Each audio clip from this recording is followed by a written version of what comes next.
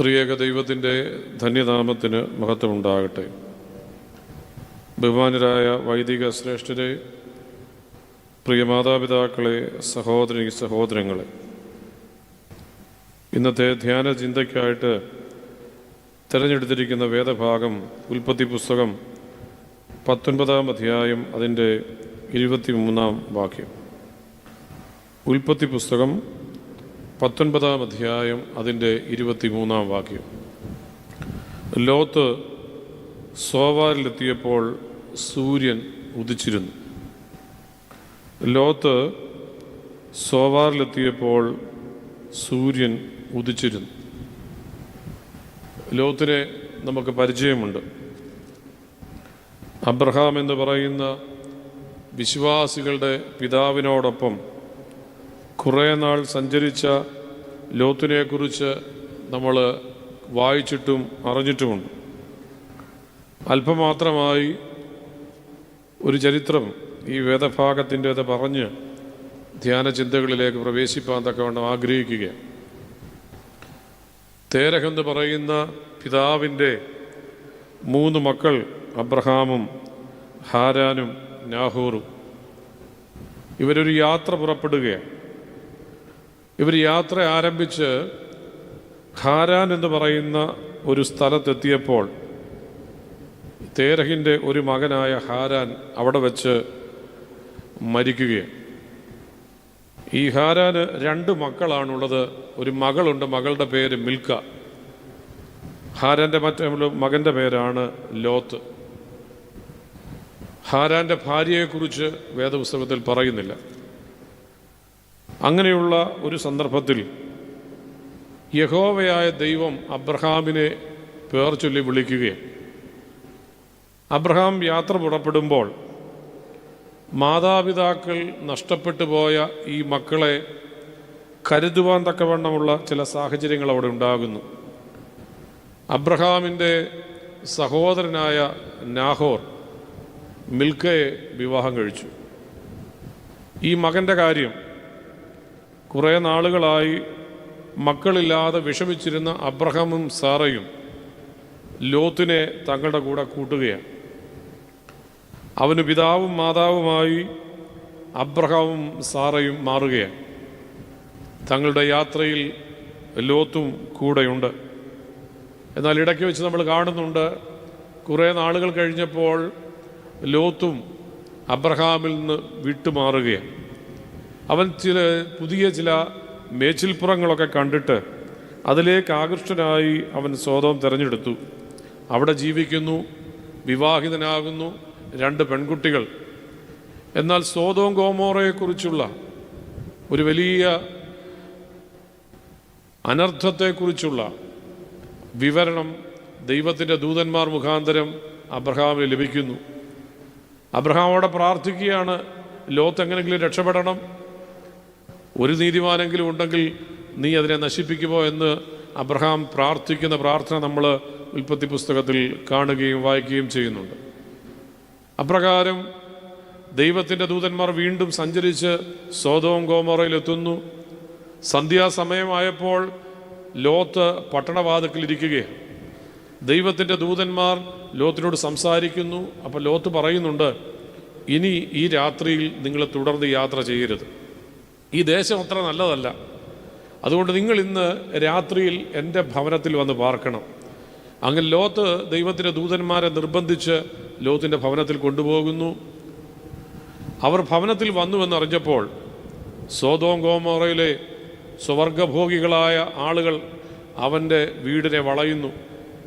നിൻ്റെ വീട്ടിൽ പുതുതായി 2 പുരുഷന്മാർ വന്നിട്ടുണ്ട്, ഞങ്ങൾക്ക് ഭോഗിക്കേണ്ടതിന് അവരെ വിട്ടുതരണമെന്ന് ഈ ജനം മുഴുവൻ ആബാലവൃദ്ധ ജനം ആവശ്യപ്പെടുകയാണ്. ലോത്ത് പറയുന്നു, എൻ്റെ ഭവനത്തിൽ പുരുഷന്മാർ തൊടാത്ത കന്യകമാരായ 2 പെൺമക്കളുണ്ട്, അവരെ നിങ്ങൾക്ക് ഭോഗിക്കേണ്ടതിന് തരാം. അവർ സമ്മതിച്ചില്ല. ലോത്തിനെ തിക്കി അവനെ ആക്രമിക്കുവാൻ തക്കവണ്ണം തുടങ്ങുമ്പോൾ ദൈവത്തിൻ്റെ ദൂതന്മാർ വാതിലടച്ച് ലോത്തിനോട് പറയുക, ഇവിടെ നിൽക്കരുത്, തിരിഞ്ഞു നോക്കരുത്, ജീവരക്ഷയ്ക്കായിട്ട് പർവ്വതത്തിലേക്ക് ഓടിപ്പോകണം. അങ്ങനെ ലോത്തും കുടുംബവും കൂടെ ഓടിപ്പോകുന്നു. ആ ഓടിപ്പോകുന്ന സമയത്താണ് ലോത്തിൻ്റെ ഭാര്യ തിരിഞ്ഞു നോക്കുന്നതും ഉപ്പുതൂണാകുന്നതും. ഇവർ യാത്ര ചെയ്ത് സോവാർ എന്ന് പറയുന്ന സ്ഥലത്തെത്തി. സോവാർ എന്ന് പറയുന്ന സ്ഥലത്തെത്തുമ്പോൾ സൂര്യൻ ഉദിച്ചു വരികയാണ്. ആ സൂര്യോദയത്തിൽ ലോത്തിന്റെ 2 പെൺമക്കളും കാണുന്ന കാഴ്ച, തങ്ങൾ ഇത്രയും നാൾ ആഗ്രഹിച്ച്, തങ്ങൾ വളരെ പ്രതീക്ഷയോടുകൂടി സന്തോഷത്തോടെ ജീവിച്ചതായ തങ്ങളുടെ ഭവനം ഉൾപ്പെടുന്ന സ്ഥലം അഗ്നിക്കിരയായി അതിൻ്റെ പുക ആകാശത്തിലേക്ക് പൊങ്ങുന്ന കാഴ്ച, ആ ദയനീയമായ കാഴ്ച കാണുന്നു. പിന്നെ ഈ അപ്പനും മക്കളും ഒരു ഗുഹയിൽ താമസിക്കുകയാണ്. ഈ ഗുഹയിൽ താമസിക്കുന്ന സമയത്ത് ഈ പെൺമക്കൾക്ക് ചില ചിന്തകൾ വരികയാണ്. തങ്ങൾക്ക് വേണ്ടി വിവാഹം പറഞ്ഞു വെച്ചിരുന്ന പുരുഷന്മാർ സോദോം ഗോമോറ നശിച്ച കൂട്ടത്തിൽ അവരും നശിച്ചുപോയി. ഇനി എങ്ങനെ സന്തതികളെ നിലനിർത്തും? തങ്ങളുടെ അമ്മയെ തങ്ങൾക്ക് നഷ്ടപ്പെട്ടു. ഇനി എങ്ങനെ സന്തതിയെ നിലനിർത്തും? അവർ പിതാവിനെ വീഞ്ഞു കുടിച്ചു മതോന്മത്തനാക്കിയിട്ട് ഈ 2 പെൺമക്കളും അപ്പനോടൊപ്പം ശയിച്ചു. അങ്ങനെ അവരിൽ നിന്ന് ചില തലമുറകളുണ്ടാകുക. അതിനുശേഷം ലോത്തിൻ്റെ ജീവിതത്തെക്കുറിച്ച് വേദപുസ്തകത്തിൽ പറയുന്നില്ല. ലോത്ത് എങ്ങോട്ട് പോയെന്നോ, ലോത്തിന് എവിടെ വെച്ച് മരണം സംഭവിച്ചെന്നോ, ലോത്തിനെ എവിടെ അടക്കിയെന്നോ പോലും വേദപുസ്തകത്തിൽ പരാമർശിക്കപ്പെടാതെ വളരെ അപഹാസ്യമായ, വളരെ മിലേച്ഛകരമായ ഒരു ജീവിത സാഹചര്യത്തിലേക്ക് ലോത്താകുമ്പോൾ അവൻ്റെ ചരിത്രം അവിടെ കൊണ്ട് അവസാനിക്കുകയാണ്. എത്രയോ ശ്രേഷ്ഠമായ നിലയിൽ അറിയപ്പെട്ട, കാരണം അബ്രഹാം എന്ന് പറയുന്ന പിതാവിനെക്കുറിച്ച് ഉൽപ്പത്തി പുസ്തകത്തിൽ പറയുന്നെങ്കിൽ വേദപുസ്തകത്തിൻ്റെ അവസാനത്തോളം ആ പിതാവിൻ്റെ നന്മകൾ, ദൈവവുമായി ബന്ധപ്പെട്ട് നിൽക്കുന്ന ആ പിതാവിൻ്റെ ശ്രേഷ്ഠതകളെക്കുറിച്ച് വേദപുസ്തകം വർണ്ണിക്കുമ്പോൾ ലോത്തിനും അങ്ങനെ തന്നെ വർണ്ണിക്കപ്പെടുവാൻ തക്കവണ്ണം കഴിയുന്ന ഒരു വ്യക്തിത്വമായിരുന്നു. പക്ഷേ ദൈവഹിതത്തിന് വിപരീതമായി അവൻ ചില കാര്യങ്ങളിലേക്ക് തൻ്റെ ശ്രദ്ധയെ പതിപ്പിച്ച് ജീവിതത്തിൽ മറ്റു ചില വഴികളിലേക്ക് പ്രവേശിക്കുമ്പോൾ അവൻ്റെ ജീവിതത്തിൽ ദൈവം കൊടുക്കുന്ന കൃപകളൊന്നും ലഭിക്കാതെ മ്ലേച്ഛകരമായ, പറയുവാൻ നമുക്ക് സാധിക്കാത്ത വിധത്തിലുള്ള ഒരു ജീവിത ചരിത്രത്തിലേക്ക് അവൻ ഇല്ലാതെയായിത്തീരുകയാണ്. ലോത്തെന്ന വാക്കിൻ്റെ അർത്ഥം പോലും മൂടുപടം അല്ലെങ്കിൽ മറയ്ക്കപ്പെട്ടത് എന്നാണ്. അവൻ്റെ ജീവിതം അങ്ങനെ ആയിത്തീരുകയാണ്. മറയ്ക്കപ്പെട്ട മൂടുപടം പോലെയുള്ള ഒന്നായി ഈ ലോത്തിൻ്റെ ജീവിതം മാറുന്നു. നമ്മുടെ കുറിവാക്യം ലോത്ത് സോവാറിലെത്തിയപ്പോൾ സൂര്യൻ ഉദിച്ചിരുന്നു എന്നുള്ളത്. ഞാനിതിൻ്റെ ചരിത്ര പശ്ചാത്തലം ആമുഖമായിട്ട് പറഞ്ഞു എന്ന് മാത്രമേ ഉള്ളൂ. ലോത്തിൻ്റെ ജീവിതത്തിൽ ഈ സൂര്യോദയം അത്ര സുഖകരമായൊരനുഭവമല്ല. ഈ സൂര്യോദയം എന്ന് പറയുന്നത് നമ്മെ ഓരോരുത്തരെ സംബന്ധിച്ചിടത്തോളം ചില പ്രത്യാശകൾ നൽകുന്ന, ചില വെളിച്ചങ്ങൾ, ചില കാര്യങ്ങൾക്ക് നമുക്ക് ലഭിക്കുന്ന ഒന്നാണ്. എന്നാൽ സോവാറിലെ സൂര്യോദയം നമ്മെ സംബന്ധിച്ചിടത്തോളം ലോത്തിൻ്റെ ജീവിതം ഇങ്ങനെയാകാൻ തക്കവണ്ണമുള്ള കാരണങ്ങളെക്കുറിച്ചുള്ള അറിവ് നമുക്ക് നൽകുന്ന ഒരു സൂര്യോദയമാണ്. അതുകൊണ്ട് സോവാറിലെ സൂര്യോദയം ലോത്തിൻ്റെ ജീവിതത്തിൽ നിന്ന് നമുക്ക് ലഭിക്കുന്ന ചില പാഠങ്ങളാണ് ഇന്ന് ഇവിടെ നമ്മൾ ഒരുമിച്ച് ദൈവസന്നിധിയിൽ ചിന്തിക്കുന്നത്. ഒന്നാമതായി ലോത്തിൻ്റെ ജീവിതത്തിലൂടെ നമുക്ക് ലഭിക്കുന്ന സന്ദേശം എന്ന് പറയുന്നത് മനുഷ്യബന്ധങ്ങൾ നഷ്ടപ്പെടുത്താതെ സൂക്ഷിക്കണം എന്നുള്ളതാണ്. മനുഷ്യബന്ധങ്ങൾ നഷ്ടപ്പെടുത്താതെ സൂക്ഷിക്കണം. അബ്രഹാമിനോടൊപ്പം സഞ്ചരിച്ച ലോത്ത് അബ്രഹാമിൽ നിന്നും മാറിപ്പോകാനുള്ള കാരണത്തെക്കുറിച്ച് നമ്മൾ പൊതുവെ പറയുമ്പോൾ അവിടെ വേദപുസ്തകത്തിൽ ഒരു ഭാഗത്ത് വായിക്കുന്നുണ്ട്, 2 പേർക്കും ആടുമാടുകളും സമ്പത്തും നല്ലതുപോലെ ഉണ്ടായിരുന്നു. ആടുമാടുകളും സമ്പത്തും നല്ലതുപോലെ ഉണ്ടായിരുന്നു.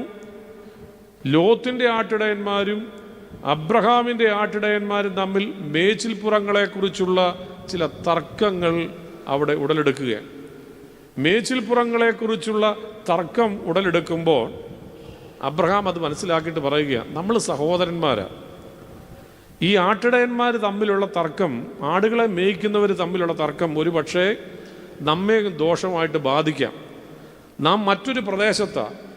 ഈ വിജാതീയരായിട്ടുള്ള മനുഷ്യർ നമ്മൾ ഈ ആടുമാടുകളുടെ പേരിൽ വഴക്കുണ്ടാക്കി അങ്ങോട്ടും ഇങ്ങോട്ടും തമ്മിൽ ഉണ്ടാക്കുന്നതിന്, നമ്മളെ പരിഹസിക്കുന്നതിനേക്കാൾ നമ്മൾ മാറുന്നതല്ലേ നല്ലത്. അതുകൊണ്ട് നീ ഇടത്തോട്ടെങ്കിൽ ഞാൻ വലത്തോട്ടെന്ന് പറഞ്ഞ് മാറുന്ന അബ്രഹാമിൻ്റെ ഒരു കാര്യം നമ്മളിവിടെ കാണുന്നുണ്ട്. ലോത്ത് അങ്ങനെ മാറിപ്പോയത്. എന്നാൽ ഈ കാര്യങ്ങൾക്കൊക്കെ വളരെ മുമ്പ് തന്നെ ഉൽപ്പത്തി പുസ്തകം 13-ാം അധ്യായം അതിൻ്റെ 6-ാം വാക്യത്തിൽ നമ്മൾ വായിക്കുന്നുണ്ട്, ലോത്ത് അബ്രഹാമിൽ നിന്ന് അകന്നു പോകാനുള്ള പ്രധാന കാരണം എന്തായിരുന്നു? ഉൽപ്പത്തി പുസ്തകം 13-ാം അധ്യായം അതിൻ്റെ 6-ാം വാക്യം, സമ്പത്ത് വളരെ ഉണ്ടായിരുന്നത് കൊണ്ട് അവർക്കൊന്നിച്ചു പാർപ്പാൻ കഴിഞ്ഞില്ല.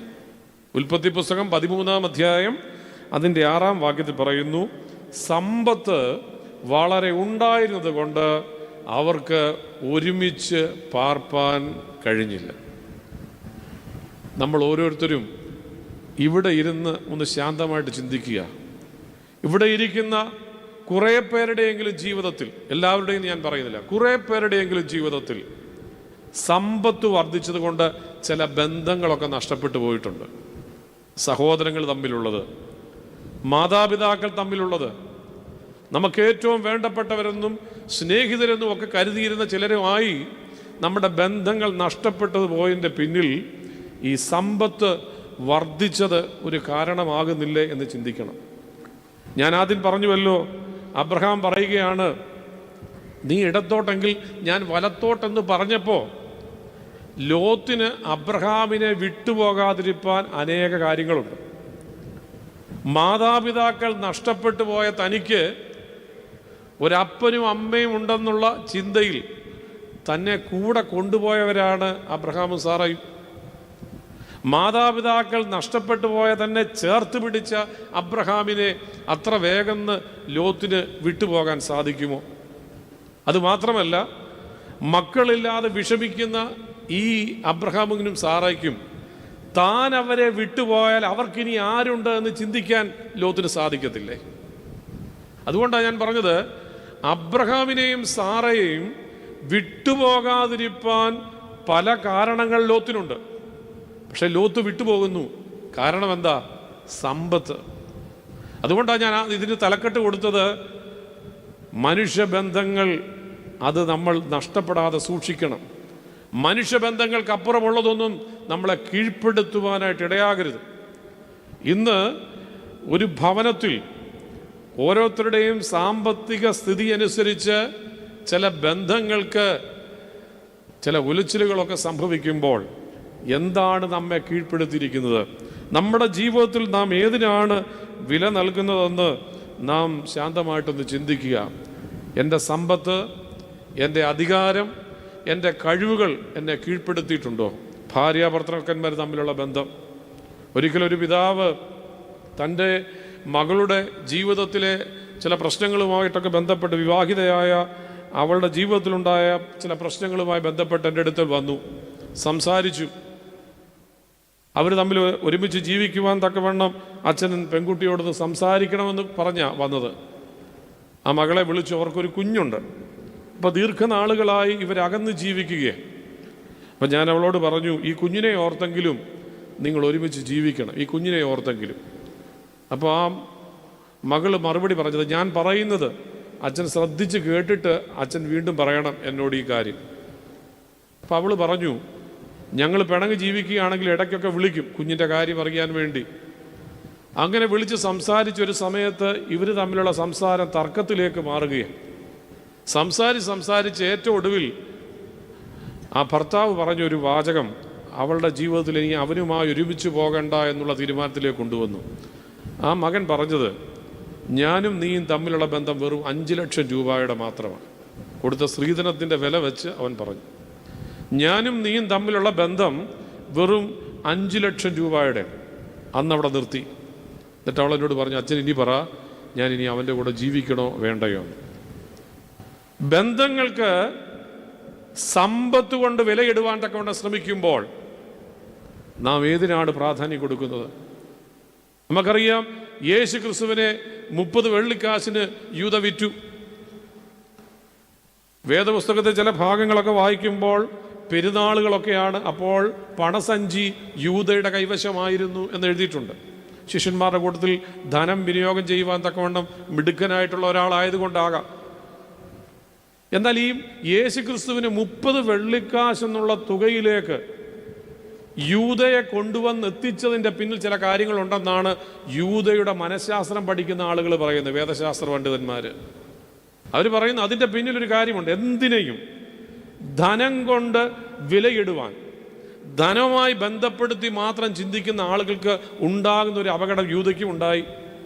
നാം കാണുന്നുണ്ട്, കുഷ്ഠരോഗിയായ ശീമോൻ്റെ ഭവനത്തിൽ യേശുവും ശിഷ്യന്മാരും ഒരു വിരുന്നിന് ചെല്ലുന്നു. അങ്ങനെ അവർ വിരുന്നിന് ചെല്ലുമ്പോഴാണ് ഒരു സ്ത്രീ ഒരു വലിയ കൽഭരണി നിറച്ച് സ്വച്ഛ ജഡമാംസി തൈലം അവിടെ കൊണ്ടുവന്നു. വലിയ വിലയുള്ള ഒരു തൈലമാണ്. അവൾ അവിടെ പൊട്ടിച്ചിട്ട് അത് യേശു ക്രിസ്തുവിൻ്റെ ശരീരത്തിലും ഒക്കെ പൂശുകയാണ്.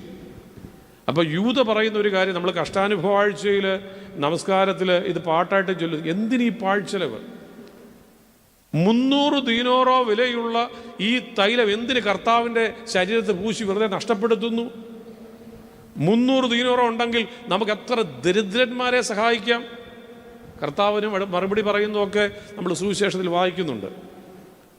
ഈ ഒരു ധനം അതിങ്ങനെ നഷ്ടപ്പെടുത്തി എന്നുള്ള ചിന്ത, 300 ദീനാറോയുടെ ഒരു കണക്ക് ഉള്ളിൽ കിടക്കുക. ആ 300ൻ്റെ 10% 30 വെള്ളിക്കാശെന്ന് പറയുന്നത്. ഇപ്പം ജീവിതത്തിൽ ധനത്തിന് നമ്മൾ കീഴ്പ്പെട്ടു പോകുമ്പോൾ ബന്ധങ്ങളൊന്നും നമുക്ക് വലിയ വിലയില്ലാതായി പോവുകയാണ്. ധനത്തിന് നമ്മൾ കീഴ്പ്പെട്ടു പോകുമ്പോൾ നമ്മുടെ ഗുരു ആരാ, ഗുരുവിനോട് എങ്ങനെയാണ് പെരുമാറേണ്ടത്, ഗുരുവിന് എന്തു വിലയാണ് നൽകേണ്ടതെന്നുള്ളതിനെക്കുറിച്ച് ചിന്തിക്കാൻ പോലും കഴിയുന്നില്ല. അതുകൊണ്ട് നമ്മൾ ഓർക്കുക, ഇവിടെയൊക്കെയും സംഭവിക്കുന്നത് ധനത്തിനും സമ്പത്തിനും ഒക്കെ മനുഷ്യൻ കീഴ്പ്പെടുമ്പോൾ ബന്ധങ്ങൾക്ക് വിലയില്ലാതായി പോകുന്നു എന്നുള്ളതാണ്. അഭിമന്യനായ ക്രിസോസ്റ്റമോസ് തിരുമേനി ഇരുപേരൂര് അബ്ദുൾ ജലീൽ മാർ ഗ്രിഗോറിയോസ് എന്ന് പറയുന്ന ഒരു പാലിയേറ്റീവ് സെൻറ്റർ നടത്തുന്നുണ്ട്. എനിക്കും അഭിമന്യ തിരുമനസ്സുകൊണ്ട് അതിൻ്റെ ഒരു ചുമതല നൽകിയിട്ടുണ്ട്. 4-5 വർഷങ്ങൾക്ക് മുമ്പ് അവിടെ ഒരു അമ്മയെ കൊണ്ടുവന്നാക്കി. 84 വയസ്സുള്ള ഒരമ്മച്ചി. ഞാൻ സ്ഥലമോ കാര്യങ്ങളോ ഒന്നും പറയുന്നില്ല, പത്രത്തിലൊക്കെ ഈ അമ്മച്ചിയുമായി ബന്ധപ്പെട്ട വാർത്തകളൊക്കെ വന്നതാണ്. ഒരു മകൻ്റെ ഭവനത്തിലാണ് ഈ അമ്മച്ചി താമസിച്ചിരുന്നത്. ഈ അമ്മയും മരുമകളും മാത്രമാണ് വീട്ടിൽ. ഇന്ന് നമുക്കറിയാമല്ലോ, പല ആളുകളെയും ബാധിച്ചിരിക്കുന്ന മറവി രോഗം ഈ അമ്മച്ചിക്കുമുണ്ട്. ഭക്ഷണം കൊടുത്തു കഴിഞ്ഞാൽ വീട്ടിൽ ചോദിച്ചാൽ പറയും ഭക്ഷണമൊന്നും തന്നില്ല. വൈകുന്നേരത്ത് ആരോ വിരുന്നുകാർ വീട്ടിൽ വന്നപ്പോൾ അമ്മച്ചിയോട് ചോദിച്ചു, അമ്മച്ചി എന്താ കഴിച്ചത്? അപ്പോൾ അമ്മച്ചി പറഞ്ഞു, എനിക്കൊന്നും തന്നില്ല. അവർ പോയി അല്പം കഴിഞ്ഞപ്പോഴത്തേന് ഈ മരുമകൾ വന്നിട്ട് ഈ അമ്മയോട് ചോദിച്ചു, അമ്മച്ചി എന്തോ വർത്തമാനമാണ് പറഞ്ഞത് അവരോട്. ഞാൻ അവർ വരുന്നതിന് തൊട്ട് മുമ്പല്ലേ അമ്മച്ചിക്ക് ചായ തന്നത്, അവരോടെന്തിനാ അങ്ങനെ പറഞ്ഞതെന്ന് പറഞ്ഞിട്ട് ഈ അമ്മച്ചിയെ കട്ടിൽ നിന്ന് വലിച്ച് താഴെ ഇട്ടു. അവിടെ കൊണ്ട് ദേഷ്യം തീർന്നില്ല, ചട്ടയ്ക്ക് കുത്തിപ്പിടിച്ചിട്ട്. അധികം ആരോഗ്യമൊന്നുമുള്ളൊരു അമ്മയല്ല, ഒരു 4-4.5 അടി ഉയരം മാത്രമുള്ള കൃശഗാത്രയായ ഒരമ്മ. അവിടെ കൊണ്ടും ദേഷ്യം തീരാഞ്ഞിട്ട് വീണ്ടും ഭിത്തിയോട് ചേർത്ത് വെച്ച് ഈ അമ്മയെ അടിച്ചു. അടിച്ചത് മാത്രമല്ല, 2 കരണത്തും അടിച്ചു. തല പൊട്ടി ചോര വന്നിട്ട് ഈ മരുമകൾ തന്നെ ബെഡിൽ കയറ്റി കിടത്തി. സന്ധ്യ കഴിഞ്ഞ സമയത്ത് അല്പം ദൂരെ താമസിക്കുന്ന ഈ അമ്മയുടെ മകൾ അമ്മയെ കാണാൻ വേണ്ടി വന്നു.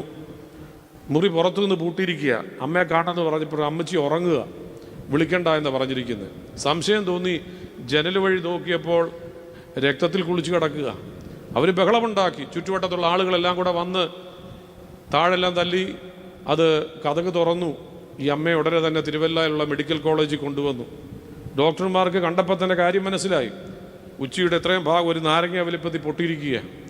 കവിള് 2 കരുനിലിച്ചിട്ടുണ്ട്. ദേഹത്ത് ക്ഷതങ്ങളുണ്ട്. അമ്മയ്ക്ക് മറവിയാണെങ്കിൽ ഓർത്തോർത്ത് ചില കാര്യങ്ങളൊക്കെ പറഞ്ഞു. അവരുടനെ തന്നെ പോലീസിനെ വിളിച്ചു, മരുമകളെ അറസ്റ്റ് ചെയ്തു. 2 ആഴ്ചത്തെ ആശുപത്രിവാസത്തിന് ശേഷം ഈ അമ്മയെ നമ്മുടെ തിരുമനസ്സുകൊണ്ട് നടത്തുന്ന ഈ സ്ഥാപനത്തിൽ കൊണ്ടുവന്നാക്കി. 2 വർഷം അമ്മ ജീവിച്ചവിടെ. 2-ാം വർഷത്തിൽ ഈ അമ്മ മരിച്ചു. ഈ മകനോ മകൻ്റെ ഭാര്യയോ തിരിഞ്ഞു നോക്കിയിട്ടില്ല ഇത് 2 വർഷങ്ങളിലും.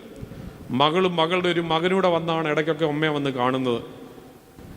ഏറ്റവും ഒടുവിൽ ഈ അമ്മ മരിച്ചു എന്നുള്ള വിവരം ഈ മകൻ്റെ വീട്ടിൽ വിളിച്ചറിയിച്ചിട്ട് പോലും ഈ അമ്മയെ കാണാൻ വന്നില്ല. നമ്മുടെ ബന്ധങ്ങളൊക്കെ എവിടെ നിൽക്കുന്നു? ഒരു ക്രൈസ്തവ ഭവനത്തിൻ്റെ കാര്യമാണ് പറഞ്ഞത്. നമ്മുടെ ബന്ധങ്ങളൊക്കെ എവിടെ നിൽക്കുന്നു? മറവി രോഗം ബാധിച്ച് 84 വയസ്സുള്ള ഒരു അമ്മയെ സ്വന്തം അമ്മയെ പോലെ നോക്കുവാൻ കഴിയാത്ത ഒരു രോഗത്തിൻ്റെ പേരിൽ ആ അമ്മയിൽ നിന്നുണ്ടായ ചില വാക്കുകളുടെ പേരിൽ മനുഷ്യത്വരഹിതമായ പ്രവർത്തനം എങ്ങനെ ചെയ്യാൻ തോന്നി? ഇവിടെയാണ് ബന്ധങ്ങൾക്ക് നമ്മൾ വില കൽപ്പിക്കുന്നുണ്ടോ ഇല്ലയോ എന്നുള്ള ചിന്തിക്കുന്നത്. രൂത്തിന്റെ പുസ്തകം 1-ാം അധ്യായം നമ്മൾ വായിക്കുമ്പോൾ അവിടെ നമ്മൾ വായിക്കുന്നൊരു കാര്യമുണ്ട്. പറയുകയാണ്, മരുമക്കളോട്, രൂത്തിനോടും ഓർപ്പയോടും പറയുക, എൻ്റെ 2 ആൺമക്കളും മരിച്ചു, ഇനി നിങ്ങൾക്ക് ഭർത്താക്കന്മാരെ തരുവാനായിട്ട് എനിക്ക് മക്കളില്ല. അതുകൊണ്ട് നിങ്ങളൊരു കാര്യം ചെയ്തോ, നിങ്ങൾക്ക് ഇനിയും ഭാവിയുള്ളതാണ്, നിങ്ങൾ നിങ്ങളുടെ സ്വന്തം ദേശത്തേക്ക് മടങ്ങിപ്പോവുക. ഒരുത്തി ഇത് കേൾക്കാൻ നോക്കിയിരുന്നു, അന്നേരമേ സ്ഥലം വിട്ടു. രണ്ടാമത് രൂത്തെന്ന് പറയുന്നവളോട് പറഞ്ഞു, നീ പൊക്കോ എന്ന് പറഞ്ഞിട്ട് പോകുന്നില്ല. അവിടെയാണ് നമ്മൾ വായിക്കുന്നത് രൂത്തിന്റെ പുസ്തകം 1-ാം അധ്യായം 11-ാം വാക്യത്തിൽ, എൻ്റെ മക്കളെ നിങ്ങൾ മടങ്ങിപ്പോയിക്കൊള്ളുവീൻ എന്ന് പറയുമ്പോൾ 1:15 അവിടെ പറയുന്നു, രൂത്തോ അവളെ പറ്റി നിന്നു. രൂത്തോ അവളെ പറ്റി നിന്നു. നിന്റെ ദൈവം എൻ്റെ ദൈവം, നിന്റെ ജനം എൻ്റെ ജനം, നീ പാർക്കുന്നിടത്ത് ഞാനും പാർക്കും. അവളെ സംബന്ധിച്ചിടത്തോളം തൻ്റെ ഭർത്താവിൻ്റെ അമ്മ, ഈ 2 മക്കളും മരിച്ചുപോയൊരമ്മയെ ഇനി താൻ ഉപേക്ഷിച്ചിട്ട് പോയാൽ ഈ അമ്മ ഇനി ആരാണ് നോക്കുന്നത്? സ്വന്തം അമ്മയെപ്പോലെ അമ്മയെ കാണുവാൻ തക്കവണ്ണം ബന്ധങ്ങൾക്ക് വില കൽപ്പിച്ച ഒരു വലിയ ശ്രേഷ്ഠതയാണ് രൂത്തിൽ നമ്മൾ കാണുന്നത്. അതുകൊണ്ട് നമുക്ക് ഈ ദിവസം ഇവിടെ ആയിരിക്കുമ്പോൾ ബന്ധങ്ങളുടെ പേരിൽ ഞാൻ എൻ്റെ സഹോദരങ്ങളുമായി സമ്പത്തിൻ്റെ പേരിൽ അകന്നു പോയിട്ടുണ്ടെങ്കിൽ, എൻ്റെ ജീവിത പങ്കാളിയിൽ നിന്ന് സമ്പത്തിൻ്റെയും ധനത്തിൻ്റെയും പേരിൽ അകന്നു പോയിട്ടുണ്ടെങ്കിൽ, ഞാൻ ഏറ്റവും വേണ്ടപ്പെട്ടവരെന്നോ എനിക്ക് പ്രിയപ്പെട്ടവരെന്നോ വിചാരിച്ച ആളുകൾ സമ്പത്തിൻ്റെ പേരിൽ ഞാനും അവരും തമ്മിൽ അകന്നു പോയിട്ടുണ്ടെങ്കിൽ, ആ ബന്ധങ്ങൾക്കൊക്കെ മൂല്യമുണ്ടെന്നുള്ളതും തിരിച്ചറിയുവാൻ നമുക്ക് സാധിക്കണം. ഇഫ്താഹ് എന്ന് പറയുന്ന ഒരു മനുഷ്യനെക്കുറിച്ച് ന്യായാധിപന്മാരുടെ പുസ്തകത്തിൽ നാം വായിക്കുന്നുണ്ട്. അവിടെ പറയുന്നു, ഇഫ്താഹ് പരാക്രമശാലിയെങ്കിലും അവൻ വേശ്യാപുത്രനായിരുന്നു. അതുകൊണ്ട് അവൻ്റെ സഹോദരന്മാർ അവൻ്റെ പിതാവിൻ്റെ അവകാശം അവന് കൊടുത്തില്ല. അവനോട് പറയുക, സമ്പത്ത് ഭാഗം ചെയ്യുന്ന സന്ദർഭം വന്നപ്പോൾ ഇഫ്താഹിൻ്റെ പിതാവിന് അവൻ്റെ ഭാര്യമാരിലുണ്ടായ, പിതാവിൻ്റെ നിയമപരമായ ഭാര്യയിലുണ്ടായ മക്കൾ പറയുകയാണ്, അപ്പനൊന്നാണെങ്കിലും അമ്മ 2. നീ ഒരു വേശ്യാപുത്രൻ, അതുകൊണ്ട് ഞങ്ങളുടെ പിതാവിൻ്റെ സമ്പത്തൊന്നും നിനക്ക് തരത്തില്ലെന്ന് പറഞ്ഞ് അവനെ പരിഹസിച്ചു. അങ്ങനെ ഇഫ്താഹ് ആ പരിഹാസമൊക്കെ ഏറ്റുവാങ്ങി ബഹളമൊന്നും വെക്കാതെ ആ ഭവനത്തിൽ നിന്നും അവൻ്റെ ചില സ്നേഹിതരുമായിട്ട് തോബ് എന്ന് പറയുന്നൊരു സ്ഥലത്ത് പോയി താമസിച്ചു. അങ്ങനെ തോബ് എന്ന് പറയുന്ന സ്ഥലത്ത് ഇഫ്താഹ് താമസിക്കുന്ന സന്ദർഭത്തിൽ മറ്റു സഹോദരന്മാർക്ക് ഒരാപത്ത് നേരിടുകയാണ്, ഒരു യുദ്ധം നേരിടുകയാണ്. അപ്പോൾ ഈ സഹോദരന്മാർ ഇഫ്താഹിൻ്റെ അടുക്കൽ വന്നിട്ട് പറയുകയാണ്, ഇഫ്താഹിൻ്റെ അടുക്കൽ ദൂതന്മാരെ അയച്ചിട്ട് പറയുകയാണ്, ഞങ്ങൾ വലിയൊരു പ്രതിസന്ധിയിലാണ്, ഞങ്ങൾക്കൊരു യുദ്ധം നേരിടുവാൻ തക്കവണ്ണമുള്ള ശേഷിയൊന്നുമില്ല. അതുകൊണ്ട് നീ ഒരു കാര്യം ചെയ്യണം, നീ വന്ന് യുദ്ധം ചെയ്ത് ഞങ്ങളെ സഹായിക്കണം. ഈ നിൽക്കുന്ന ഞാനും കേൾക്കുന്ന നിങ്ങൾ ഓരോരുത്തരുമാണെങ്കിൽ നമ്മൾ എന്തായിരിക്കും നമ്മുടെ ചിന്തയും നമ്മുടെ മറുപടിയും? ഒരു കുഴപ്പമില്ല, എന്നെ കളിയാക്കി വിട്ടതല്ലേ, നിങ്ങൾക്ക് ഇത് തന്നെ വരണം, കിട്ടുന്നതെല്ലാം വാങ്ങിച്ചോ നമ്മൾ പറയും. പക്ഷേ ഇഫ്താഹ് അവിടെ പറഞ്ഞെന്താ അറിയാമോ? അവരെന്നെ പരിഹസിച്ചു, വേശ്യാപുത്രനാണെന്ന് എന്നെ പറഞ്ഞ് പിതാവിൻ്റെ അവകാശം തരാതെ എന്നെ ഭവനത്തിൽ നിന്ന് പറഞ്ഞയച്ചു. പക്ഷേ എന്നെ പരിഹസിച്ചെങ്കിലും എന്നെ ഇറക്കി വിട്ടെങ്കിലും അവരെൻ്റെ സഹോദരന്മാരാകൊണ്ട് ഞാൻ അവർക്ക് വേണ്ടി യുദ്ധം ചെയ്യും. ഇഫ്താഹ് തൻ്റെ വീട്ടിൽ വെച്ചൊരു പ്രാർത്ഥന നടത്തുകയാണ്, ദൈവമേ, ഞാൻ ഈ യുദ്ധം എൻ്റെ സഹോദരന്മാർക്ക് വേണ്ടി ചെയ്യുന്നു. ഈ യുദ്ധം ഞാൻ ജയിച്ചാൽ ഞാൻ തിരിച്ചെൻ്റെ ഭവനത്തിലേക്ക് വരുമ്പോൾ എന്നെ സ്വീകരിക്കുന്നത് എന്താണോ അതിനെ ഞാൻ നിനക്ക് ബലിയായിട്ട് അർപ്പിക്കും. അങ്ങനെ ഇഫ്താഹ് യുദ്ധം ചെയ്തു, ജയിച്ചു തിരിച്ചു വരുമ്പോൾ അവനെ സ്വീകരിക്കുന്നത് അവൻ്റെ ഏക മകളാണ്. ആ മകളെ ബലി കഴിക്കുന്നതായിട്ട് നമ്മൾ വേദപുസ്തകത്തിൽ വായിക്കുന്നുണ്ട്. അപ്പോൾ നോക്കിയേ, ബന്ധങ്ങൾക്ക് വില കൊടുത്ത ഒരു മനുഷ്യനായിട്ടാണ് ഇഫ്താഹിനെ വേദപുസ്തകത്തിൽ നാം പരിചയപ്പെടുന്നത്. അതുകൊണ്ട് അഭിപ്രായങ്ങളും ഒക്കെ നമുക്ക് വ്യത്യസ്തതയുണ്ടാകാം, സമ്പത്തിൽ ഏറ്റക്കുറച്ചിലുണ്ടാകാം, ധനത്തിൽ ഏറ്റക്കുറച്ചിലുണ്ടാകാം. പക്ഷെ ബന്ധങ്ങൾ നഷ്ടപ്പെടുത്താതെ സൂക്ഷിക്കുവാൻ തക്കവണ്ണം നമുക്ക് കഴിയണം. ലോത്തിന്റെ ജീവിതത്തിൽ വിട്ടുപോകാതിരിക്കാൻ അനേക കാര്യങ്ങളുണ്ടായിരുന്നു. പക്ഷെ ആ വിട്ടുപോകാൻ ഇരിക്കാനുള്ള കാര്യങ്ങളെക്കുറിച്ച് അവൻ ചിന്തിക്കുന്നതിനെ മാറ്റി നിർത്താനിടയായത് സമ്പത്തിലേക്കും ധനത്തിലേക്കുമുള്ള അവൻ്റെ വലിയ ശ്രദ്ധയാണ്. അതുകൊണ്ട് നമ്മുടെ ജീവിതത്തിൽ ബന്ധങ്ങൾ കാത്തു സൂക്ഷിക്കുവാൻ തക്കവണ്ണം നമുക്ക് കഴിയണം. രണ്ടാമത്, ലോത്തിൻ്റെ ജീവിതത്തിൽ നമുക്ക് ലഭിക്കുന്ന രണ്ടാമത്തെ സന്ദേശം പിതൃപാരമ്പര്യങ്ങളെ വിട്ടുകളയരുത് എന്നുള്ള. പിതൃപാരമ്പര്യങ്ങളെ ഉൽപ്പത്തി പുസ്തകം 19-ാം അധ്യായം നമ്മൾ വായിക്കുമ്പോൾ ചില പാരമ്പര്യങ്ങളൊക്കെ ലോത്തിൻ്റെ ജീവിതത്തിൽ നഷ്ടപ്പെടുന്നതായിട്ട് കാണും. ലോത്തിൻ്റെ കുടുംബത്തിൽ പ്രത്യേകിച്ചും തൻ്റെ മക്കൾക്ക് ജീവിത പങ്കാളികളെ കണ്ടെത്തുന്ന കാര്യത്തിൽ. 2, പെൺമക്കൾ ചില തീരുമാനങ്ങൾ എടുക്കുന്ന കാര്യത്തിൽ പാരമ്പര്യങ്ങൾ നഷ്ടപ്പെട്ടു പോയതായിട്ട് ഈ ഭാഗങ്ങളിൽ നമ്മൾ വായിക്കുന്നുണ്ട്. ഞാൻ ആദ്യം ഓർപ്പിച്ചു, ദൈവത്തിൻ്റെ ദൂതന്മാർ ലോത്തിൻ്റെ ഭവനത്തിൽ വന്നിട്ട് സോദോം ഗോമോറയുടെ നാശത്തെക്കുറിച്ച് അവരോട് പറയുന്നു. സോദോം ഗോമോറയുടെ നാശത്തെക്കുറിച്ച് അവരോട് പറയുമ്പോൾ അവര് ഒരു കാര്യം പ്രത്യേകമായിട്ട് ലോത്തിനോട് പറയുകയാണ്: രക്ഷപ്പെടാൻ നിനക്ക് നിന്റെ കുടുംബത്തിന് ഒരു അവസരം ലഭിക്കുക. നിനക്ക് വേണ്ടപ്പെട്ടവരാരെങ്കിലും ഈ സോദോം ഗോമോറയിലുണ്ടെങ്കിൽ അവരെ കൂടി ഈ സമയത്ത് രക്ഷപ്പെടുത്താനായിട്ടുള്ള അവസരമുണ്ട്. അവിടെ ലോത്ത് പറയുന്നുണ്ട്, ഉണ്ട്, 2 പേരുണ്ട്.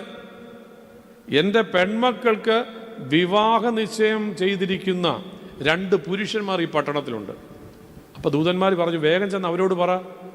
ലോത്ത് ഓടിപ്പോയി തൻ്റെ മരുമക്കളോട് പറഞ്ഞു, ദൈവം ഇതിനെ നശിപ്പിക്കാൻ പോവുകയാണ്.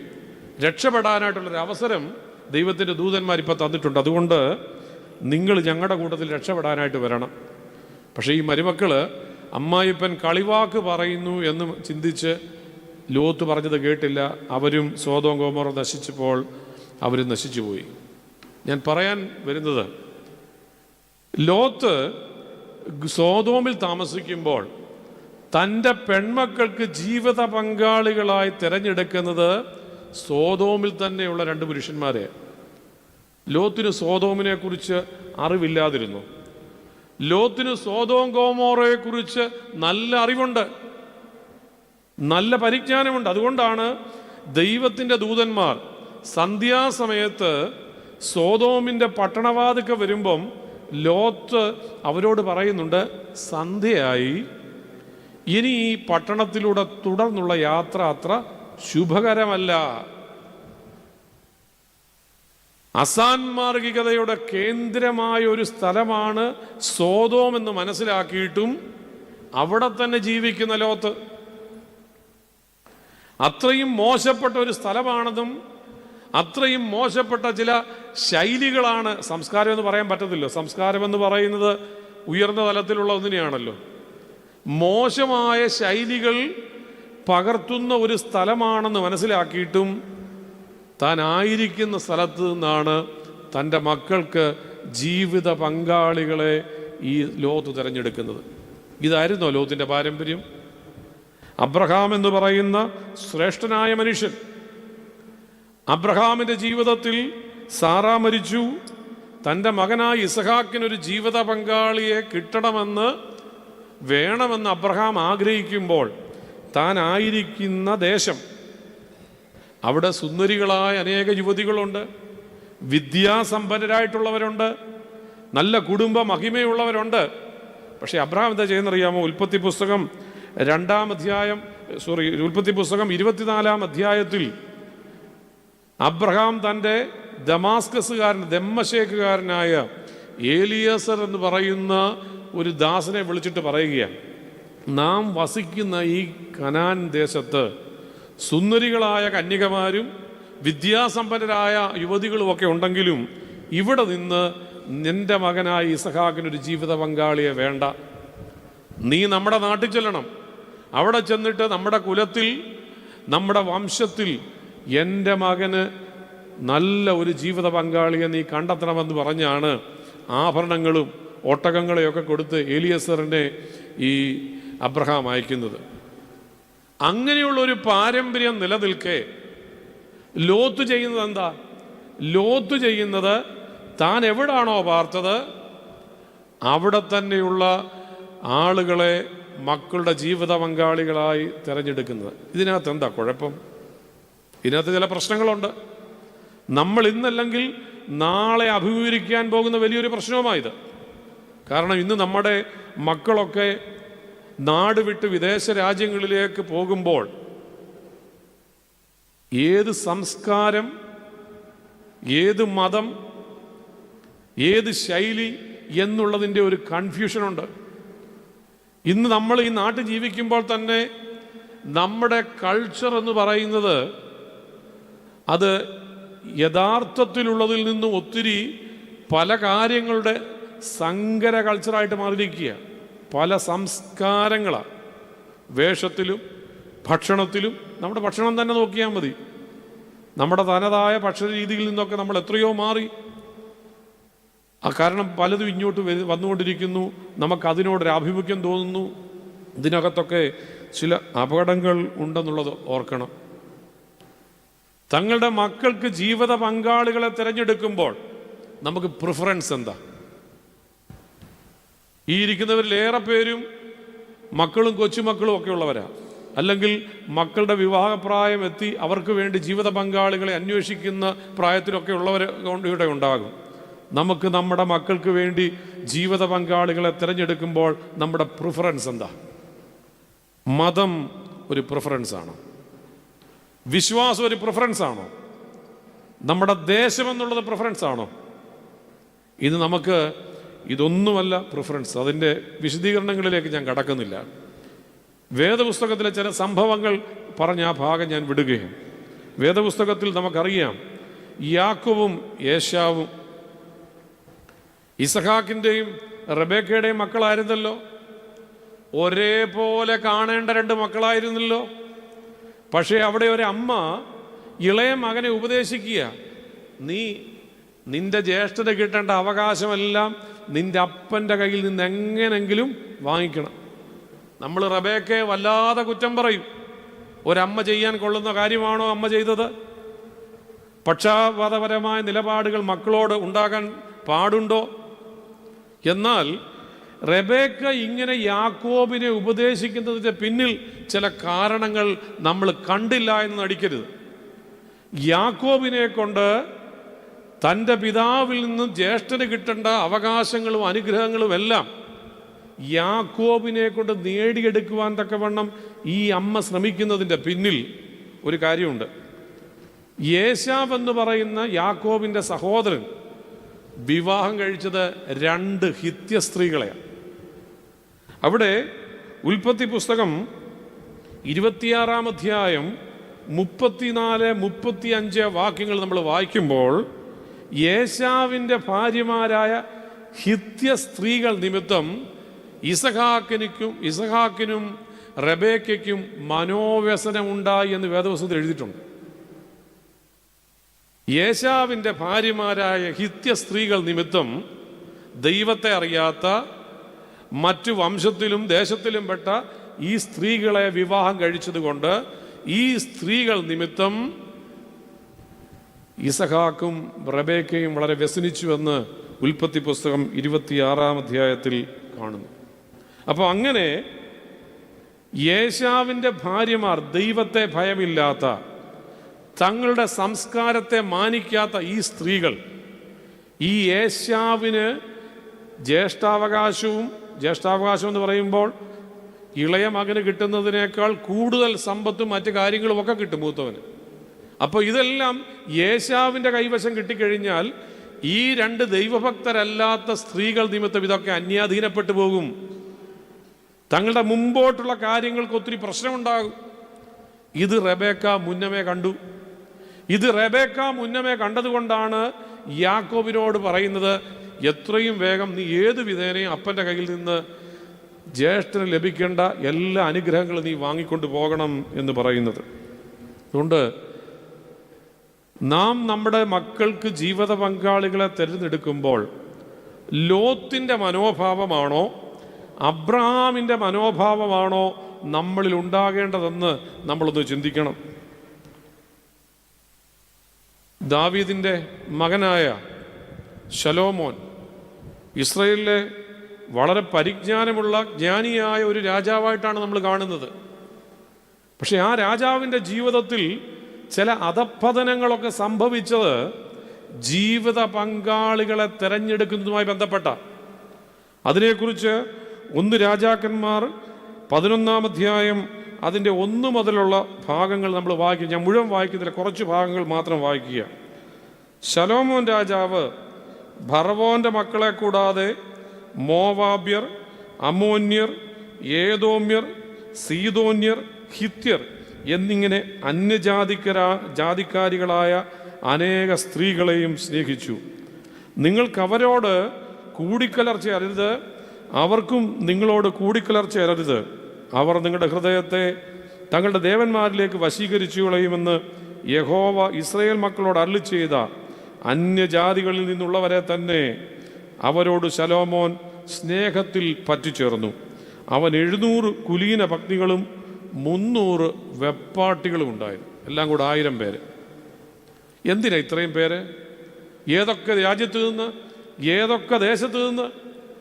അങ്ങനെ അവരെ തിരഞ്ഞെടുക്കുന്നതിൻ്റെ ശലോമോനെ സ്വാധീനിച്ച കാര്യങ്ങൾ ചില ആളുകൾ പറയുന്നത് രാജ്യത്തിൻ്റെ സുരക്ഷ, രാജ്യത്തിൻ്റെ വാണിജ്യപരമായ കാര്യങ്ങളിലുള്ള സുഗമമായ നടത്തിപ്പ്, ഇതൊക്കെ മുന്നിൽ കണ്ടിട്ടാണ് ശലോമോൻ ഫറവോൻ്റെ പുത്രിയെയും മറ്റു ദേശത്തുള്ള കന്യകമാരെയൊക്കെ തൻ്റെ രാജ്യത്തിലേക്ക് കൊണ്ടുവന്ന് ഭാര്യമാരായി അവരെ കൂട്ടിച്ചേർത്തത്. കാരണം അയൽവക്കത്തുള്ള രാജ്യങ്ങൾ ആക്രമിക്കാൻ വന്നാൽ, നമുക്കറിയാമല്ലോ ഇന്ത്യയുടെ അതിർത്തി രാജ്യങ്ങൾ നമുക്കെപ്പോഴും വളരെ ഭീഷണിയായിട്ടുള്ള രാജ്യങ്ങളുണ്ടല്ലോ. ശലോമോൻ കരുതി മിസ്രൈമിൽ നിന്നും ഹിത്യരിൽ നിന്നും അങ്ങനെ പല രാജ്യങ്ങളിൽ നിന്ന് ഭാര്യമാരെ സ്വീകരിച്ചാൽ അമ്മായിപ്പൻ മരുമകനെതിരെ യുദ്ധം ചെയ്യുമോ? ദേശം സുരക്ഷിതമായിരിക്കും. അതുമാത്രമല്ല, മറ്റു പല രാജ്യങ്ങൾ, ഇപ്പോൾ ട്രംപൊക്കെ പറയുന്നുണ്ടല്ലോ, തീരുവ, ഇത് GSTയോ മറ്റ് ടാക്സോ ഒന്നുമില്ലാതെ പല രാജ്യങ്ങളിൽ നിന്ന് പല കാര്യങ്ങൾ ഇറക്കുമതി ചെയ്യാൻ സാധിക്കും. അപ്പോൾ ഇതൊക്കെ ഈ ബുദ്ധി കൂടിയാലും പ്രശ്നമാണല്ലോ. ഇതൊക്കെ ആകാം ശലോമോൻ ഇത്രയും ദേശത്ത് നിന്ന് അനേക ഭാര്യമാരെ തൻ്റെ രാജ്യത്തേക്ക് കൊണ്ടുവന്ന് അവരെ താമസിപ്പിക്കാനായിട്ടുള്ള കാരണം. പക്ഷെ അവിടെ എന്താ സംഭവിച്ചത്? അവിടെ സംഭവിച്ചത് തൻ്റെ അപ്പനായ ദാവീദിൻ്റെ ഹൃദയം പോലെ തൻ്റെ ദൈവമായ യഹോവയെങ്കിൽ അവൻ്റെ ഹൃദയം ഏകാഗ്രമായിരുന്നില്ല. ശലോമോൻ സീദോന്യ ദേവിയായ അസ്തരോത്തിനെയും അമ്മോന്യരുടെ മ്ലേച്ഛ വിഗ്രഹമായ മിൽക്കോമിനെയും ചെന്ന് സേവിച്ചു. തൻ്റെ അപ്പനായ ദാവീദിനെ പോലെ യഹോവയെ പൂർണ്ണമായി അനുസരിക്കാതെ ശലോമോൻ യഹോവയ്ക്ക് അനിഷ്ടമായിട്ടുള്ളത് ചെയ്തു. അന്ന് ശലോമോൻ യെരൂശലേമിനെതിരെയുള്ള മലയിൽ മോവാബ്യരുടെ മ്ലേച്ഛ വിഗ്രഹമായ കെമോഷിനും അമ്മോന്യരുടെ മ്ലേച്ഛ വിഗ്രഹമായ മോലേക്കിനും ഓരോ പൂജാഗിരി പണിതു. തങ്ങളുടെ ദേവന്മാർക്ക് ധൂപം കാട്ടിയും ബലി കഴിച്ചും പോന്ന അന്യജാതിക്കാരെത്തികളായ സകല ഭാര്യമാർക്കും വേണ്ടി അവൻ അങ്ങനെ ചെയ്തു. വലിയ ജ്ഞാനിയായ ഒരു രാജാവാണ്. എന്നാൽ തൻ്റെ ജീവിതത്തിൽ ജീവിത പങ്കാളികളെ തെരഞ്ഞെടുക്കുന്നതിൽ പരാജയപ്പെട്ടു പോവുകയാണ്. തൻ്റെ പിതാവായ ദാവീദിനെ പോലെ ദൈവത്തെ പ്രസാദിപ്പിക്കുവാൻ കഴിയാതെ തൻ്റെ ഭാര്യമാരെ പ്രസാദിപ്പിക്കുവാൻ വേണ്ടി അവരുടെ എല്ലാം ദേവന്മാർക്ക് പൂജാഗിരികൾ നിർമ്മിക്കുകയും സത്യദൈവത്തെ ആരാധിക്കേണ്ടതിന് പകരം ഈ പൂജാഗിരികളുള്ള മറ്റു പ്രതിഷ്ഠകൾക്ക് ധൂപം കാട്ടുകയും അവരെ ആരാധിക്കുകയും ചെയ്തു. ഇത് വലിയൊരു പ്രശ്നമാണ്. അതുകൊണ്ട് ചില പാരമ്പര്യങ്ങളൊക്കെ പിതാക്കന്മാർ നമുക്ക് നൽകുന്നത് സത്യദൈവത്തിൽ തന്നെ നിലനിൽക്കുന്നതിനും ജീവിതത്തിൽ നമ്മൾ വഴിപിഴച്ചു പോകാതിരിക്കുന്നതിനും വേണ്ടിയാണ്. ഇവിടെ ലോത്തിൻ്റെ ജീവിതത്തിൽ ലോത്ത് ഒരു മ്ലേച്ഛമായ ഒരു ജീവിത സാഹചര്യത്തിലേക്ക് പോകാനായിട്ടുള്ള കാരണം സോദോം എന്ന് പറയുന്ന തെറ്റാണെന്ന് മനസ്സിലാക്കിയിട്ടും ആ സോദോമിൽ തന്നെ താമസിക്കുകയും തൻ്റെ മക്കൾക്ക് ജീവിത പങ്കാളികളെ കണ്ടെടുത്തുവാൻ അബ്രഹാം എന്ന് പറയുന്ന ഒരു മാതൃക നിലനിൽക്കെ ആ മാതൃകയെ പിൻപറ്റാതെ തൻ്റേതായ ഇഷ്ടങ്ങൾക്കും താല്പര്യങ്ങൾക്കും നേട്ടങ്ങൾക്കുമായി അവൻ തൻ്റെ ജീവിതത്തെ വിനിയോഗിക്കുകയും ചെയ്യുമ്പോൾ അവൻ്റെ ജീവിതം ഒരു പരാജയമായി തീരുകയാണ്. അതുകൊണ്ട് പിതൃപാരമ്പര്യങ്ങളെ വിട്ടുകളയാതെ ഇരുപ്പാൻ തക്കവണ്ണം നമ്മൾ പ്രത്യേകമായിട്ട് ശ്രദ്ധിക്കുക. നാബോത്ത് എന്ന് പറയുന്ന ഒരു മനുഷ്യനെ രാജാക്കന്മാരുടെ പുസ്തകത്തിൽ നാം പരിചയപ്പെടുന്നുണ്ട്. 1 രാജാക്കന്മാർ 21 അധ്യായത്തിൽ ആ മനുഷ്യൻ പറയുന്ന ഒരു വാചകം വളരെ ശ്രേഷ്ഠമാണ്. ആഹാബ് രാജാവ് സഞ്ചരിക്കുമ്പോൾ അവൻ കാണുന്നു നല്ല മനോഹരമായൊരു മുന്തിരിത്തോട്ടം. ആ മുന്തിരിത്തോട്ടത്തിൻ്റെ ഭംഗിയും മറ്റു കാര്യങ്ങളുമൊക്കെ കണ്ടിട്ട് ഈ രാജാവ് ചെന്നിട്ട് അതെങ്ങനെയെങ്കിലും കൈവശപ്പെടുത്തുന്നതിനെക്കുറിച്ച് ചിന്തിച്ചു. അത് ആരുടെയാണെന്ന് ചോദിച്ചു. അപ്പോൾ പറയുന്നു നാബോത്തിൻ്റെതാണ്. നാബോത്തിനെ വിളിപ്പിച്ചു. നാബോത്തിനെ വിളിപ്പിച്ചിട്ട് പറയുകയാണ്, നിനക്ക് ഈ ആവശ്യപ്പെടുന്ന എന്ത് വേണമെങ്കിലും തരാം, നിന്റെ ഈ മുന്തിരിത്തോട്ടം എനിക്ക് ചീരത്തോട്ടമാക്കാൻ തരണം. നമ്മളൊക്കെ ആയിരുന്നെങ്കിൽ എത്ര ഭംഗിയായിട്ടല്ലേ രാജാവ് ചോദിച്ചതാ, രാജ്യത്തിൻ്റെ പകുതി വേണമെങ്കിലും കിട്ടും.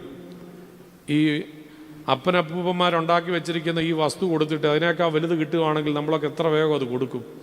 പക്ഷെ നാബോത്ത് പറയുന്നത് എന്താ പറയുക, ഒരു പ്രാർത്ഥന പോലെ അവൻ പറയുന്നു. 1 രാജാക്കന്മാർ 21 അധ്യായത്തിൻ്റെ 3 വാക്യം, എൻ്റെ പിതാക്കന്മാരുടെ അവകാശം നിനക്ക് തരുവാൻ യഹോവ സംഗതി വരുത്തരുത്. എൻ്റെ പിതാക്കന്മാരുടെ അവകാശം നിനക്ക് തരുവാൻ യഹോവ സംഗതി വരുത്തരുത്. എൻ്റെ പിതാക്കന്മാർ എനിക്ക് തന്നിട്ടുള്ള സമ്പത്തെന്ന് പറയുന്നത് എന്താ? ഈ വലിയ ദൈവവിശ്വാസമാണ്, ഈ സഭയാണ്, ഈ ആരാധനയാണ്, ഈ നന്മകളാണ്. ഇതൊക്കെ നഷ്ടപ്പെടുത്താൻ നമ്മൾ എത്ര താല്പര്യത്തോടാണ് നിൽക്കുന്നത്. നാബോത്തിനെ പോലെ നമുക്ക് പറയാൻ കഴിയുമോ, എൻ്റെ പിതാക്കന്മാരുടെ അവകാശം, എൻ്റെ പിതാക്കന്മാർ എനിക്കായി നൽകിയിട്ടുള്ള ഈ സഭ, എൻ്റെ പിതാക്കന്മാർ എനിക്ക് നൽകിയിട്ടുള്ള വിശ്വാസം, എൻ്റെ പിതാക്കന്മാർ എനിക്ക് നൽകിയിട്ടുള്ള സംസ്കാരം, എൻ്റെ പിതാക്കന്മാർ എനിക്ക് നൽകിയിട്ടുള്ള നല്ല പാരമ്പര്യങ്ങൾ, അത് നഷ്ടപ്പെടുത്താൻ ഇടവരുത്തരുത് എന്ന് പറയുവാൻ നമുക്കാർക്കെങ്കിലും സാധിക്കുന്നുണ്ടോ? നമ്മൾ അതിനുവേണ്ടി പ്രയത്നിക്കുന്നുണ്ടോ? ഇസഹാക്കിൻ്റെ ജീവിതത്തെക്കുറിച്ച് പറയുമ്പോൾ നമ്മൾ കാണുന്നുണ്ട്, അബ്രഹാമിനും ഇസഹാക്കിനും ഒക്കെ ലഭിച്ചിട്ടുള്ളൊരു കൃപയാണ്. ഇവർ പോകുന്ന സ്ഥലങ്ങളൊക്കെ എവിടെങ്കിലുമൊക്കെ ജലസ്രോതസ് ഉണ്ടെന്ന് കണ്ടു കഴിഞ്ഞാൽ അവിടെ അവരൊരു കിണർ കുഴിക്കും. അതുകൊണ്ട് ചില സ്ഥലത്ത് യാക്കോബിൻ്റെ കിണർ ഇങ്ങനെയൊക്കെ നമ്മൾ പേര് കേൾക്കുന്നുണ്ട്. ആ പിതാക്കന്മാരൊക്കെ കുഴിച്ചിട്ടുള്ള കിണറുകളാണ്. അവർക്ക് ജലസ്രോതസ് കണ്ടെത്തി അവിടെ കിണർ കുഴിക്കുവാനും ആ ദേശവാസികൾക്ക് അതൊക്കെ ലഭ്യമാക്കുവാനും അവർക്കിടയാകുന്നുണ്ട്.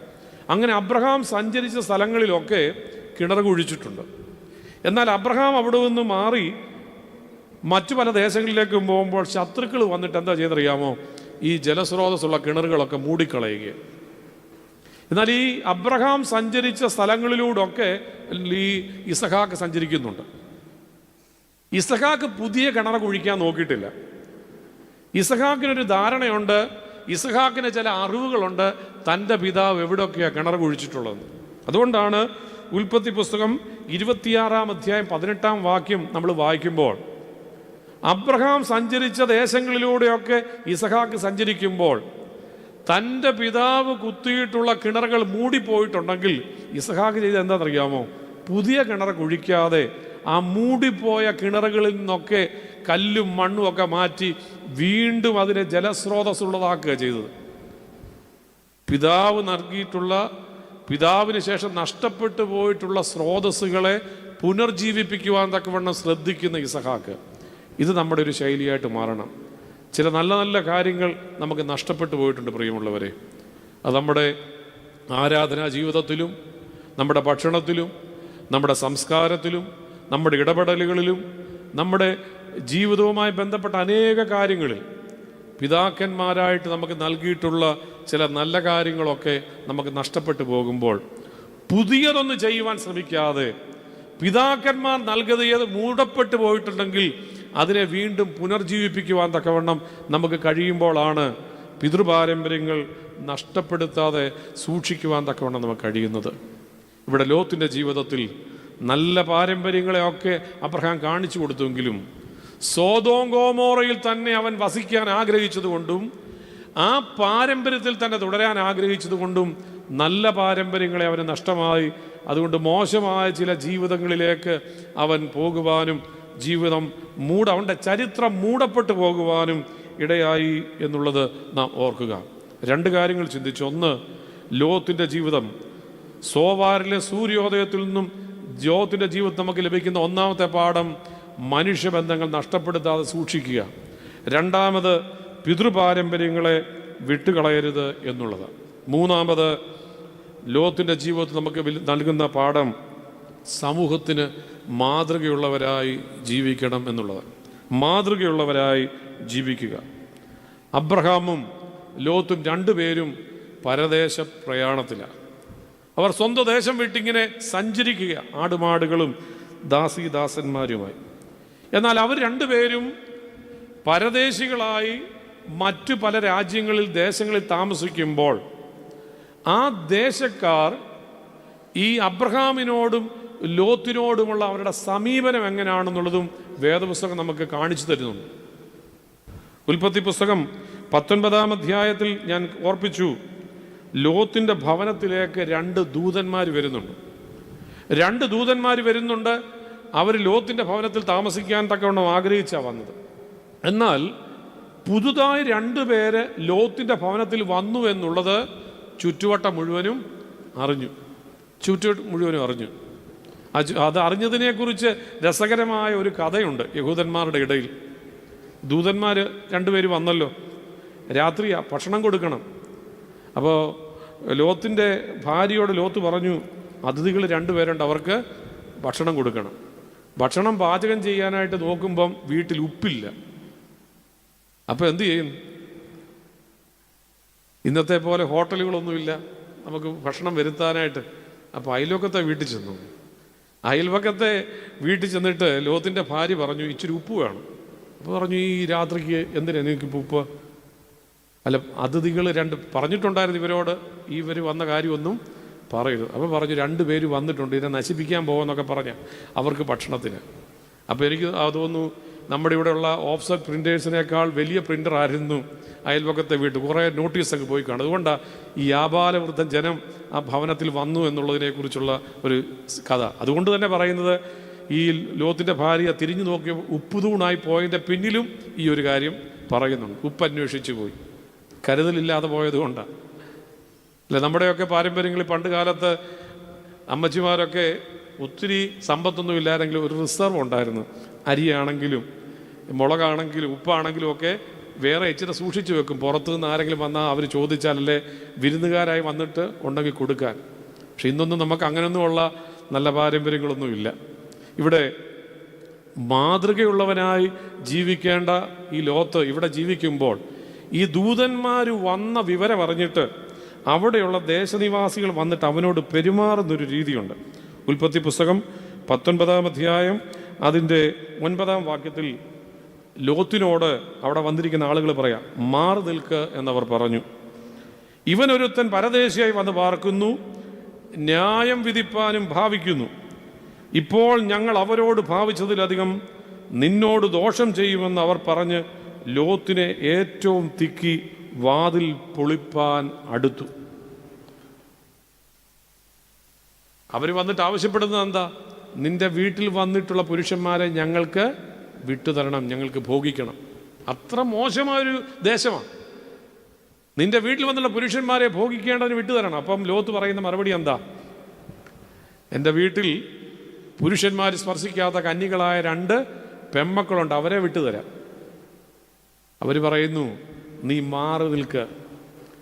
പരദേശിയായി ഒരുത്തൻ ഞങ്ങളെ അങ്ങോട്ട് പഠിപ്പിക്കാൻ വരിക. വരത്തൻ, നമ്മൾ പറയുന്നൊരു വാക്കുണ്ടല്ലോ, വരത്തനായി ഞങ്ങളുടെ ദേശത്ത് വന്ന് പാർത്തിട്ട് ഞങ്ങളെ ഉപദേശിക്കാൻ വരുന്നു. ഞങ്ങൾ പറയുന്നത് നീ കേട്ടില്ലെങ്കിൽ ഈ 2 പുരുഷന്മാരോട് എന്താണോ ഞങ്ങൾ ചെയ്യാൻ ആഗ്രഹിച്ചത് അത് നിന്നോട് ചെയ്യും. അത്രയും പറയുക മാത്രമല്ല, ലോത്തിനെ അവൻ്റെ വീടിൻ്റെ വാതിലിനോട് വെച്ച് ചേർത്ത് വെച്ച് തിക്കി എന്നാ പറയുന്നത്. ഉപദ്രവിക്കാൻ തുടങ്ങുക. ലോത്തിനോടുള്ള ദേശക്കാരുടെ സമീപനം ഇതാ. വരത്തനെന്ന് വിളിക്കുന്നു, ഉപദ്രവിക്കാൻ തുടങ്ങുന്നു. അവൻ പറയുന്നതിൽ യാതൊരു വിലയും കൽപ്പിക്കുന്നില്ല. ഇത് ലോത്ത് പരദേശിയായി പാർക്കുമ്പോൾ ആ ദേശക്കാരുടെ സമീപനം ഇതാ. എന്നാൽ ലോത്ത് കുറച്ചുനാൾ ഒരു മനുഷ്യനോട് കൂടി സഞ്ചരിച്ചിരുന്നല്ലോ, അബ്രഹാം പരദേശിയായി പാർക്കുന്ന ഒരു സ്ഥലത്ത് വന്നപ്പോഴാണ് അബ്രഹാമിൻ്റെ ഭാര്യയായ സാറാ മരിക്കുന്നത്. അബ്രഹാമിൻ്റെ ഭാര്യയായ സാറായി മരിക്കുമ്പോൾ അബ്രഹാമിന് വലിയ വിഷമമായി. അവൻ്റെ വലിയൊരു ആഗ്രഹം, താനായിരിക്കുന്ന ദേശത്ത് ഏറ്റവും മനോഹരമായ സ്ഥലത്ത് തൻ്റെ ഭാര്യയായ സാറായിക്ക് ഒരു കല്ലറ വേണം, അവളെ അവിടെ ശവം അടക്കണം. അത് ദാസന്മാരെ വിട്ടിട്ട് ആ ദേശത്തെ പ്രമാണികളോട് ഇത് അറിയിച്ചു. അവർ ചെന്നു ആ ദേശത്തെ പ്രമാണികളോട് സംസാരിച്ചു, ഞങ്ങളുടെ യജമാനനായ അബ്രഹാമിൻ്റെ ഭാര്യയായ സാറായി മരിച്ചു, ഞങ്ങളുടെ യജമാനന് വലിയൊരു ആഗ്രഹമുണ്ട്, നിങ്ങളുടെ ഈ ദേശത്തിലെ ഏറ്റവും മനോഹരമായ സ്ഥലത്ത് അവൻ്റെ ഭാര്യയ്ക്ക് അന്ത്യവിശ്രമ സ്ഥലം ഒരുക്കണം. എത്ര ധനം വേണമെങ്കിൽ, എത്ര പൊന്നു വേണമെങ്കിൽ തരാൻ തയ്യാറാണ്. ഈ ദേശക്കാരുടെ മറുപടി എന്താണെന്നറിയാമോ? ഉൽപ്പത്തി പുസ്തകം 23-ാം അധ്യായം അതിൻ്റെ 6-ാം വാക്യം. അബ്രഹാമിൻ്റെ ദാസന്മാരോട് ദേശത്തെ പ്രമാണികൾ പറയുകയാണ്, നിങ്ങളുടെ യജമാനനായ അബ്രഹാമിൻ്റെ കയ്യിൽ നിന്ന് ഞങ്ങൾക്ക് പൊന്നും പണവും ഒന്നും വേണ്ട. ഞങ്ങളുടെ ദേശത്തെ ഏറ്റവും മനോഹരമായ സ്ഥലം നിങ്ങളുടെ യജമാനനായ അബ്രഹാമിന് അവൻ്റെ ഭാര്യ അടക്കം ചെയ്യാൻ തിരഞ്ഞെടുക്കാം. അവൻ്റെ പണമോ അവൻ്റെ സ്വർണമോ ധനമോ ഒന്നും ഞങ്ങൾക്ക് വേണ്ട. കാരണം അവൻ ഞങ്ങളുടെ ഇടയിൽ ദൈവത്തിൻ്റെ ഒരു പ്രഭുവിനെ പോലെ ഇരിക്കുന്നു. അവൻ ഞങ്ങളുടെ ഇടയിൽ ദൈവത്തിൻ്റെ ഒരു പ്രഭുവിനെ പോലെ ഇരിക്കുന്നു. ഞാൻ പറഞ്ഞല്ലോ, ലോത്തും പരദേശിയായിട്ട് പാർക്കുകയാണ്, അബ്രഹാമും പരദേശിയായിട്ട് പാർക്കുകയാണ്. ലോത്തിനെ കുറിച്ചുള്ള ദേശവാസികളുടെ അഭിപ്രായം എന്താ? അബ്രഹാമിനെ കുറിച്ചുള്ള ദേശവാസികളുടെ അഭിപ്രായം എന്താ? അബ്രഹാമിൽ നിന്നൊരു അനുഗ്രഹം അവർക്ക് ലഭിച്ചിട്ടുണ്ട്, ലോത്തിൽ നിന്നൊരു അനുഗ്രഹം ലഭിച്ചിട്ടില്ല. കാരണം എന്താ? സന്ധ്യാസമയത്ത് ലോത്ത് വീട്ടിൽ പ്രാർത്ഥിക്കാനിരിക്കുകയല്ല, ലോത്ത് ഇരിക്കുന്നത് എവിടെ? പട്ടണവാതിൽക്ക് വന്നിരിക്കുക. ഈ മോശപ്പെട്ട ദേശത്ത് രാത്രിയിൽ പ്രാർത്ഥിക്കേണ്ട ലോത്ത് പട്ടണവാതിൽക്ക് ഇരിക്കുമ്പോൾ അബ്രഹാം എന്ത് ചെയ്യുക? ദൈവത്തോട് പ്രാർത്ഥിക്കുക. അതുകൊണ്ടാണ് പ്രാർത്ഥിക്കുന്ന ഒരു മനുഷ്യനെ ദേശം തിരിച്ചറിയുന്നുണ്ട്. പ്രിയമുള്ളവരെ, പ്രാർത്ഥിക്കുന്ന ഒരു മനുഷ്യനെ കുടുംബം തിരിച്ചറിയും, പ്രാർത്ഥിക്കുന്ന ഒരു മനുഷ്യനെ അവൻ്റെ ചുറ്റുവട്ടമുള്ളവർ തിരിച്ചറിയും. അവിടെയാണ് അബ്രഹാമിനെ കുറിച്ച് പറയുന്നത്, അവൻ ഞങ്ങളുടെ ഇടയിൽ ദൈവത്തിൻ്റെ ഒരു പ്രഭുവിനെ പോലെ ഇരിക്കുന്നു. നമ്മളെക്കുറിച്ച് നമ്മുടെ അയൽപ്പക്കങ്ങൾക്ക് ഇങ്ങനെ പറയാൻ പറ്റുമോ? നമ്മളെക്കുറിച്ച് നമ്മുടെ ജീവിത പങ്കാളിക്ക് ഇങ്ങനെ പറയാൻ പറ്റുമോ? എൻ്റെ ജീവിത പങ്കാളി ഒരു പ്രാർത്ഥിക്കുന്ന വ്യക്തിയാണ്, എൻ്റെ ജീവിത പങ്കാളി നല്ല മാതൃകയുള്ളൊരു വ്യക്തിയാണ്. ഞാനിപ്പോഴും ഓർക്കുന്നു, ഞാനിരുന്ന ഇടവയിൽ വളരെ നാൾ അധ്യാപകനായി കണ്ണൂർ പ്രദേശത്ത് താമസിച്ച് അവിടെ പള്ളിക്ക് ശവക്കോട്ടയില്ലാത്തതിനാൽ നാട്ടിൽ കൊണ്ടുവന്ന് അടക്കാൻ, അദ്ദേഹത്തെ കൊണ്ടുവന്നു, മൃതശരീരം അടക്കി. അതിനുശേഷം ഭാര്യ വന്ന് എന്നോട് പറഞ്ഞൊരു കാര്യം, അച്ഛാ, ജീവിതത്തിൽ വിവാഹ കൂദാശയിലൂടെ ലഭിച്ചിട്ടുള്ള എല്ലാ കാര്യങ്ങളും അതേപോലെ പകർത്തിയൊരു വ്യക്തിയായിരുന്നു എൻ്റെ ഭർത്താവെന്ന്. വിവാഹ കൂദാശയിൽ പറഞ്ഞിട്ടുള്ള കാര്യങ്ങൾ അതേപോലെ ജീവിതത്തിൽ പകർത്തുവാൻ തക്കവണ്ണം ശ്രദ്ധിച്ച ഒരു വ്യക്തിയായിരുന്നു എൻ്റെ ജീവിത പങ്കാളി. ആ ഭാര്യയെ സംബന്ധിച്ച് ഭർത്താവ് നല്ലൊരു മാതൃകയുള്ളവനാണ്. നമ്മുടെ ജീവിതത്തിൽ നമ്മുടെ ജീവിത പങ്കാളികൾക്ക് നമ്മൾ നല്ല മാതൃകയാകുന്നുണ്ടോ? നമ്മുടെ ജീവിതത്തിൽ നമ്മുടെ മക്കൾക്ക് എൻ്റെ അപ്പയും എൻ്റെ അമ്മയുമാണ് എൻ്റെ റോൾ മോഡൽ എന്ന് എത്ര മക്കൾക്ക് നമ്മളെക്കുറിച്ച് പറയാൻ സാധിക്കും? ഞങ്ങളെ സംബന്ധിച്ച് ഞങ്ങളുടെ പള്ളിയിലെ ഞങ്ങളുടെ അച്ഛനാണ് ഞങ്ങളുടെ റോൾ മോഡൽ എന്ന് എത്ര വൈദികരെ കുറിച്ച് പറയാൻ കഴിയും? നമ്മളായിരിക്കുന്ന ഇടങ്ങളിൽ, നമ്മൾ ജോലി ചെയ്യുന്ന സ്ഥലങ്ങളിൽ നമ്മളെക്കുറിച്ച് അങ്ങനെയൊന്ന് പറയാൻ കഴിയുന്നുണ്ട്. പൗലോസ്ലീഹ പറയുന്നുണ്ടല്ലോ, ഞാൻ ക്രിസ്തുവിൻ്റെ അനുകാരിയായിരിക്കുന്നത് പോലെ നിങ്ങളും എൻ്റെ അനുകാരികളെ. എത്ര ധൈര്യമായിട്ടാണ് പറയുന്നത്! തൻ്റെ ജീവിതത്തെക്കുറിച്ച് അങ്ങനെ ഒരു ബോധ്യമുണ്ട്. ഇവിടെ അബ്രഹാമിൻ്റെ ജീവിതം മാതൃകയുള്ളൊരു ജീവിതമാണ്. തീത്തോസിന് എഴുതിയ ലേഖനം 2-ാം അധ്യായം 7-ാം വാക്യത്തിൽ പരിശുദ്ധ പൗലോസ്ലീഹ ഓർപ്പിക്കുന്നു, വിരോധി നമ്മെ കൊണ്ട് ഒരു തിന്മയും പറവാൻ വകയില്ലാതെ ലജ്ജിക്കേണ്ടതിന് നിന്നെ തന്നെ സകല പ്രവർത്തികൾക്കും മാതൃകയാക്കി കാണിക്കുക. നിന്റെ വിരോധി പോലും യേശുക്രിസ്തുവിൻ്റെ ജീവിതകാലത്ത്, തൻ്റെ പരശുശ്രൂഷയുടെ സമയത്ത് അവൻ്റെ പ്രവർത്തികളെ, അവൻ്റെ സന്ദേശങ്ങളെയൊക്കെ ഒത്തിരി പിറുപിറുപ്പോടും വളരെ വിമർശനത്തോടും കണ്ടിരുന്ന അനേക ആളുകളുണ്ട്. പക്ഷേ ജനം പറഞ്ഞ ഒരു കാര്യമുണ്ട്, യേശുക്രിസ്തുവിനെ കുറിച്ച് പറയുന്നു, അവൻ സകലവും നന്നായി ചെയ്തു. അവൻ സകലവും നന്നായി ചെയ്തു. ക്രിസ്തുവിനെ കുറിച്ച് പറയുന്ന നല്ല മാതൃകയാണ്. ഇവിടെ പൗലോസിനെ ഓർപ്പിക്കുന്നുണ്ട്, വിരോധി പോലും നമ്മെക്കുറിച്ചൊരു ദോഷം പറയാതിരിക്കത്തക്കവണ്ണം സകല സൽപ്രവർത്തികൾക്കും നീ നിന്നെ തന്നെ മാതൃകയാക്കുക. യാക്കോബും നമുക്കറിയാം വളരെ നാളുകൾ തൻ്റെ അമ്മാവനായ ലാബാൻ്റെ ഭവനത്തിൽ പോയി പാർക്കുന്നുണ്ട്.